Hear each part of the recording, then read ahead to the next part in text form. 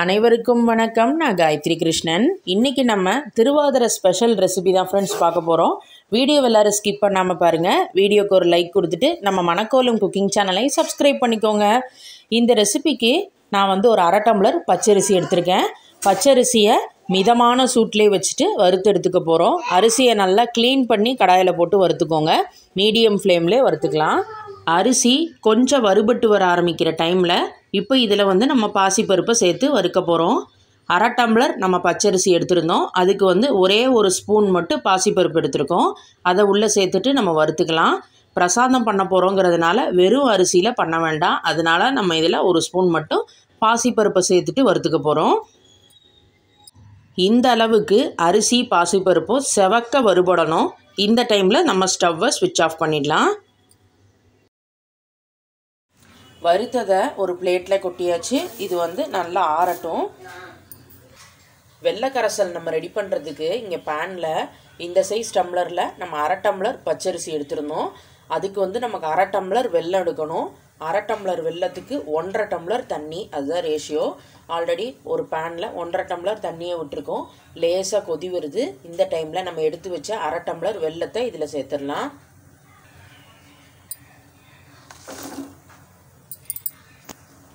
அப்படியே சேர்த்துட்டு கலந்து விட்டுக்கலாம்.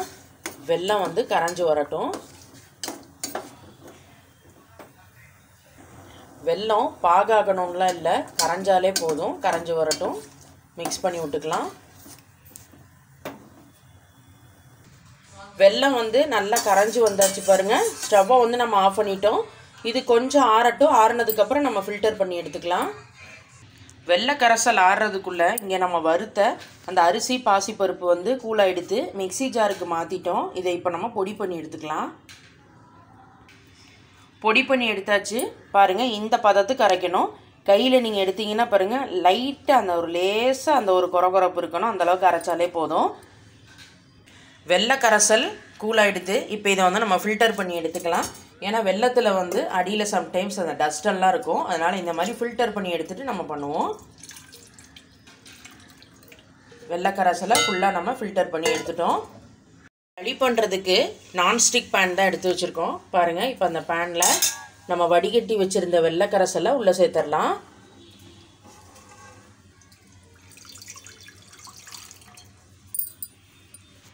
இப்போ இதோட கூடவே நம்ம ஒரு அரை ஸ்பூன் மட்டும் ஏலக்காய் பொடி அதை சேர்த்துக்கலாம்.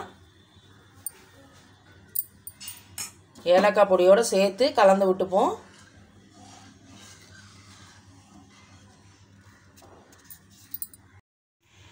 ஏலக்காய் பொடி வெல்லத்தோடு சேர்த்து லேசாக கொதி வர ஆரம்பிக்கிற டைமில் இப்போ நம்ம மிக்சி ஜாரில் தேங்காய் அரைச்சி தேங்காய் துருவலை ரெடி பண்ணியிருக்கோம். அதை நம்ம இப்போ இதில் சேர்த்துடலாம். 2 டேபிள் ஸ்பூன் கிட்ட தேங்காய் துருவலை உள்ளே ஆட் பண்ணிடலாம். சேர்த்து மிக்ஸ் பண்ணி விட்டுப்போம். இப்போ இது எல்லாமே சேர்ந்து ஒரு கொதி வரட்டும். நம்ம பொடி பண்ணதை உள்ளே ஆட் பண்ணிடலாம். சேர்ந்து கொதிக்கட்டும். தேங்காயை சேர்த்து கொதி வருது. மிக்சி ஜாரில் நம்ம அரிசி பருப்பை பொடி பண்ணி வச்சுருந்தோம். அதை நம்ம சேர்க்க கிளறி விட்டுட்டே இருக்கணும். ஏன்னா அடி பிடிச்சிரும், இல்லைன்னா கட்டி தட்டிடும். அதனால் விடாமல் அப்படியே கலந்து விட்டுக்கிட்டே சேர்த்துட்டே கலந்துக்கலாம்.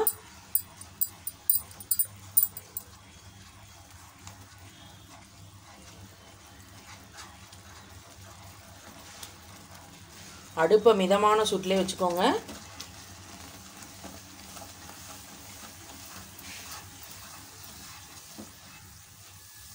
எல்லாத்தையும் சேர்த்தாச்சு. அப்படியே கைவிடாத கிளறிக்கலாம். பாருங்கள், நம்ம அப்பப்போ கிளறி விட்டனால கட்டி தட்டாமல் அழகாக பைண்டாகி வந்துருச்சு பாருங்கள். இன்னும் நல்லா சேர்ந்து வரணும். மிக்ஸ் பண்ணிப்போம்.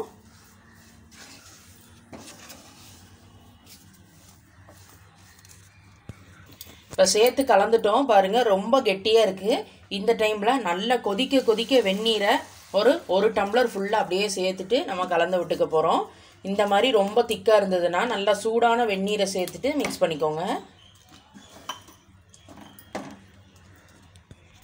தண்ணி விட்டதுக்கப்புறம் நல்லா கிளறி பாருங்கள்.